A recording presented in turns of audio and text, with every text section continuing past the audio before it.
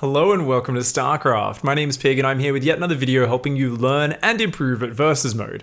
Today we're going to be talking about a very interesting question, which is how many bases should I get and how many workers should I build? This is a question which is going to take us beyond just slapping a number of workers or a number of bases on the table and saying, do that, and actually getting you as a player to start interacting with and thinking about how economy plays into your strategies and your game plans.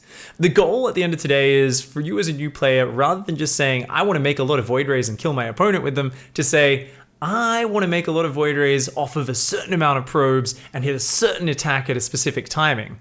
This is where we start to delve into the deeper side of StarCraft strategy. So let's ask this question one more time. What is the ideal economy? This one comes down to your own strategy and what your game plan is, how you want to be finishing off the game.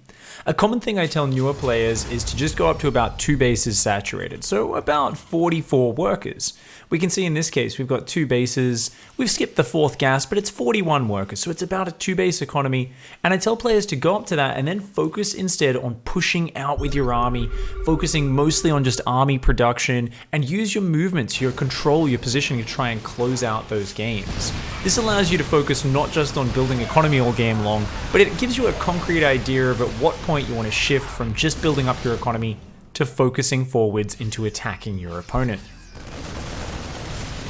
This last point is something I really want to emphasize again here. It's this idea of you shouldn't as a player necessarily just be focusing on one aspect of the game.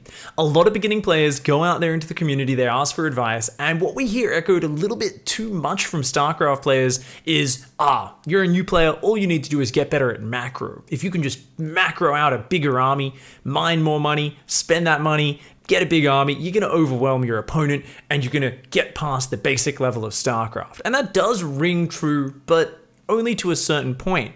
I see plenty of players who get so focused on that element of the game that we see them get way ahead, have no idea how to engage their opponent, and take bad fight after bad fight and lose the game even when they're ahead. And this is really unfortunate because I think one of the funnest parts is controlling your army in StarCraft and learning how the different units interact. So rather than just tunnel visioning new players on, just make a massive economy and just make a giant army and just A-move it, don't even look at the fights, I want players to try to learn both. So with this game plan, it's all about focus on your economy for those first few minutes, really get good at that, and then focus on the engagements and the micro and how the units interact and how you should adjust to the different scenarios. This way I feel like it's a more holistic way of learning the game, and that's why I advise most new players to go for this 44, 45 worker 2 base economy.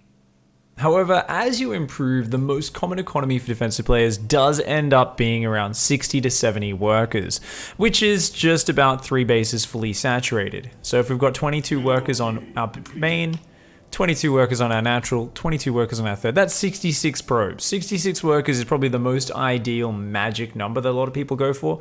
But sometimes you will see people actually go for even more than that, going up to 80 or even 90 workers, especially in very high level long games where the players are realizing they just need a vast income. So this is something which is really high level, but it's also something if you want to go up to that stage, it's kind of harder to keep track of where your economy is at because these bases start to mine out of minerals. So suddenly you don't just have an even 22 workers on each base. Remember, if you are in that scenario, use this supply account, hover over there, and we can see I've actually got a monstrous 92 worker economy in this game. If you're a late game maniac, if you're someone who loves economy more than anything else, you can definitely try this out. But for most players, 66 to 70 workers is the sweet spot. The important difference here, depending on how many workers you want to go to, if we want to boil it down to its simplest element, it's just how aggressive do you want to be? When do you want to fight your opponent? If you go up to this 80 or 90 workers, it's really late in the game. You want to go to the big capital ships like battle cruisers and carriers. You want to go up to that high stage in the game. But if you're an aggressive player, which is a totally valid play style, and there are some pro players who play this, you might be attacking your opponent off your first 12 or 15 workers.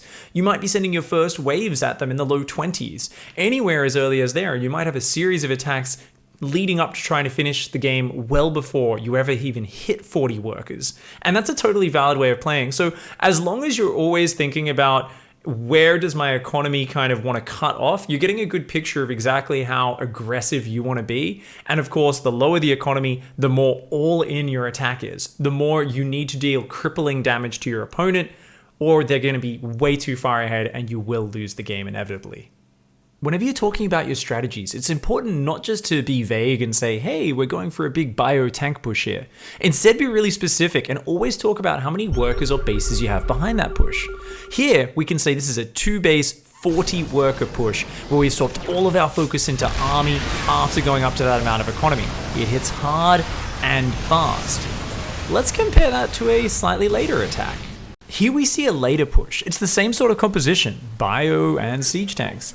However, this time, rather than just being 2 bases, there's also a third fully saturated expansion.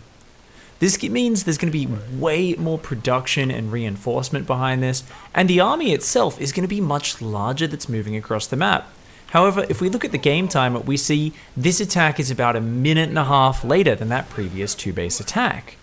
Neither of these attacks is necessarily a better way to play the game, but there's just different advantages to both, and starting to define our pushes in terms of how much economy we focus on before executing the push is a great way to start contextualizing exactly what the ups and downs of each strategy is. In this case, the push hits a little bit later. The army has more oomph to it, but it gives your opponent more time to get the counters up to that army. Also, you've got a bigger economy, so even if you don't manage to win the game with this push, you have a better transition. You can rebuild another army and come back off the back of it. Neither choice is necessarily right or wrong, but understanding which one can be good in any given situation is going to help us out. Alright guys, well that about rounds us up for today. I hope this video has been enlightening. You know, it's so cool once you start to understand how much economy influences strategy, as it really is the basis, you know, of everything. Use it to build your army, use it to build more economy, tech upgrades, and knowing how much economy, you know, you have behind a push and your game plan, but also understanding how much economy your opponents are committing to before they commit to pushes against you helps you understand the game so much better. If you guys are looking for other areas of strategy to understand StarCraft in more detail, it is a very complex game, so make sure you check out the rest of the Welcome to StarCraft series, as well as hop over onto my Twitch channel, twitch.tv/x5_pig to watch me commentate some of my games live. That's all for now, guys. We'll see you in the next video. Goodbye and good night.